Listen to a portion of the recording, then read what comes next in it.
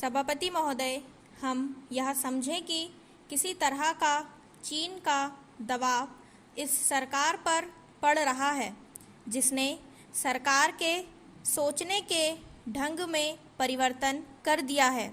मैं गृह मंत्री से विशेष रूप से यह कहना चाहता हूं कि सरदार पटेल जिस जगह पर बैठे थे, आज आप उसी जगह पर बैठे हुए हैं और राष्ट्र की आंतरिक सुरक्षा का भार आपके कंधों पर है।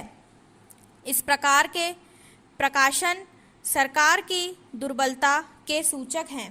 दूसरी बात, मैं सांप्रदायिक दंगों के संबंध में कहना चाहता हूँ।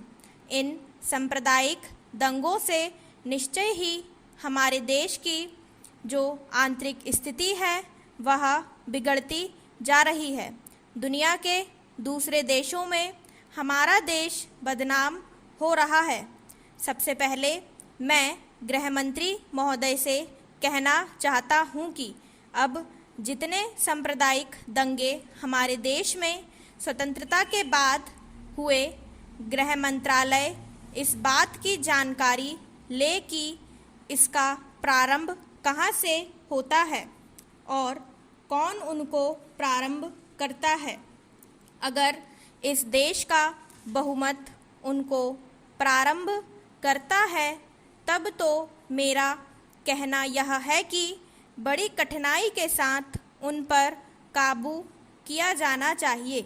लेकिन अगर दूसरे लोगों की तरफ से प्रारंभ होता है तो मैं समझता हूँ कि उनके अंदर इतनी हिम्मत नहीं है। जब वे जागते हैं कि इसका परिणाम यह होगा कि हमको और हमारे दूसरे सहयोगियों को चोट लग सकती है, फिर भी वे इसका प्रारंभ करें, तो मुझे ऐसा लगता है कि कोई तीसरी शक्ति अवश्य है जो आज भी 5 दशकों के पश्चात हमारे सामाजिक जीवन को दुखी बनाना चाहती है। पैराचेंज। उदाहरण के लिए मैं एक ही बात कहना चाहता हूँ। पहले गृह मंत्रालय जब अपनी वार्षिक रिपोर्ट प्रकाशित करता था, तब उसमें बतलाया जाता था कि हमारे देश में दुनिया के किस किस देश के कितने नागरिक रह रहे हैं। लेकिन अब शायद जानबूझकर गृह मंत्रालय ने अपनी कमी को छिपाने के लिए इन आंकड़ों को देना बंद कर दिया है।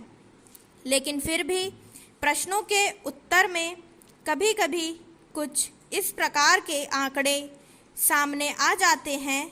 अभी हाल में जब यह पूछा गया कि हमारे देश में पाकिस्तान के कितने नागरिक ऐसे हैं जो पासपोर्ट लेकर रह रहे हैं, तब उत्तर में सरकार ने बतलाया कि इस समय पासपोर्ट के आधार पर भारत में रह रहे पाकिस्तानी नागरिकों की संख्या लगभग 217,000 है।